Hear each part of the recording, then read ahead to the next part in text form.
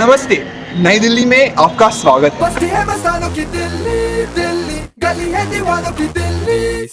I'm Madhav and I've grown up in this city. So what better way to introduce myself than to take you on a tour of some of the city's neighborhoods that mean the most to me. First stop is Majnu Ka Tala, or as we lovingly call it, MKT. MKT is a Tibetan refugee colony, home to the descendants of the Tibetans who fled their homeland in the late 50s. The past 70 years have been far from mundane for the community that lives here in exile, and yet they've managed to become a fundamental part of New Delhi. Migration is at the heart of why I wanted to become a human rights lawyer, and I've used my platforms as a freelance journalist and as a research contractor to highlight the ethnographic narratives that meander through such communities. And of course, the food here is to die for. We're now at the banks of the river Yamuna, near a Muslim-majority neighborhood called Shaheen Bagh. It was standing right here that I first met Abdul, a man whose primary occupation is to dive into these dirty, murky black waters to retrieve corpses. I first stumbled upon Abdul while I was doing fieldwork for my anthropology research at Princeton, and his community of Gotakhors has since become the focus of my study.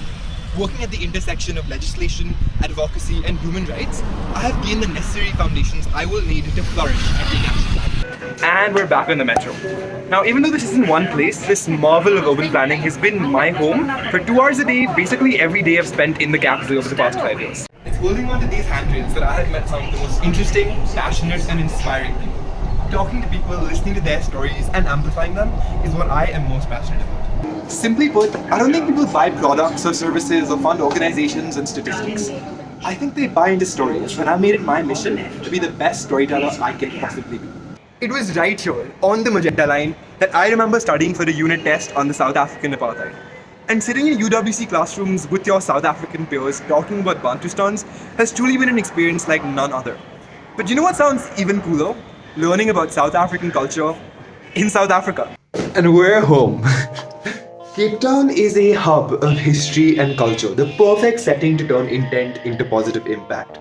An opportunity to borrow from all of my learnings working in social justice throughout high school and put them into action under the apprenticeship of people who truly work at the forefront of their disciplines in education and development. I've been working towards uplifting marginalized communities throughout my high school career, whether that be through hosting UWC India's inaugural Pride Week or being nominated to the global UWC movement's first task force on diversity, equity and inclusion, or by distributing rations to Muslim families displaced by communal riots. And I would be honored to take my work to the next level with Take Action Lab.